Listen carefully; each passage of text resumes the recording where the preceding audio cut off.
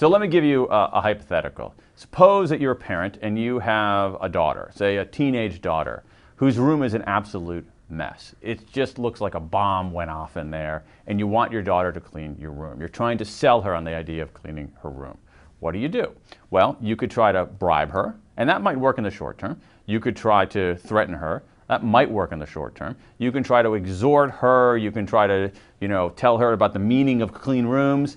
But there's actually a technique from the counseling literature, really crystallized by a fellow named Mike Pantalon of Yale University, called motivational interviewing. And what you can do more effectively is ask two irrational questions. So let's say that you have a daughter named Maria, and Maria has a messy room, and you want Maria to clean her room. The two questions you could ask Maria are this. Maria, on a scale of 1 to 10, 1 meaning I'm not ready at all, 10 meaning I'm ready to do it right now, how ready are you, Maria, to clean your room? Now, Maria's room is a pigsty, so she's not going to give you a 10 or a 9 or even a 5. Maybe she'll give you a 2. Okay, so she says, Dad, I'm a 2. Well, here's where the second question comes in, and it's a really interesting counterintuitive question. You say to Maria, okay, Maria, you're a 2. Why didn't you pick a lower number? Now, our instincts as parents is to say, as a parent of 3 kids, I have this instinct very strongly. If my kid were to say to me, I'm a 2, I would say, what? Why are you a 2? You should be a 9. But you say, why didn't you pick a lower number, Maria? So here's what happens. Maria has to explain why she isn't a 1. Okay? And so she says, well, I am 15 and I probably should get my act together. If I had my room cleaner, I'd be able to get to school on time faster and maybe see my friends a little bit more. You and Mom never know where anything is anyway, so I'm kind of wasting my time asking you to help me. What happens? With that second question, why didn't you pick a lower number, Maria begins articulating her own reasons for doing something. And this is really axiomatic in sales and persuasion.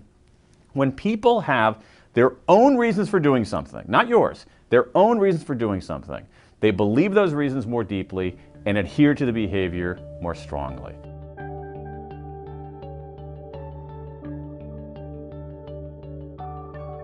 Now suppose Maria says, Dad, on a scale of 1 to 10, I'm a 1. Okay? That makes things a little more complicated, but it's actually really, really important to understand this. If you say to Maria, if Maria says, Dad, I'm a 1, here's what you say to Maria. Maria, what can we do to make you a 2? And what often that does is this. Maria will say, well, maybe if you and Mom help me for 15 minutes to get this started. Maybe if you maybe not set the table and take out the trash tonight, that would free up some time for me. Because usually when people are a 1, it's often not because they're purely obstinate, it's because there's some kind of environmental obstacle in front of them.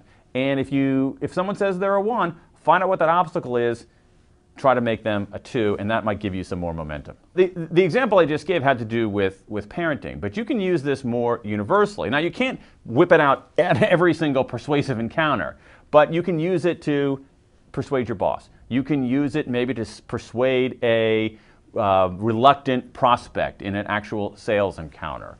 You can use it with someone, your neighbor, who's resisting moving his garbage cans or something like that. The key here, and again, you got to go back to first principles here. The key here is that we tend to think that persuasion or motivation is something that one person does to another. And what the social science tells us very clearly is that it's really something that people do for themselves. And your job as a persuader, as a motivator, is to reset the context and surface people's own reasons for doing something, because it works a lot better.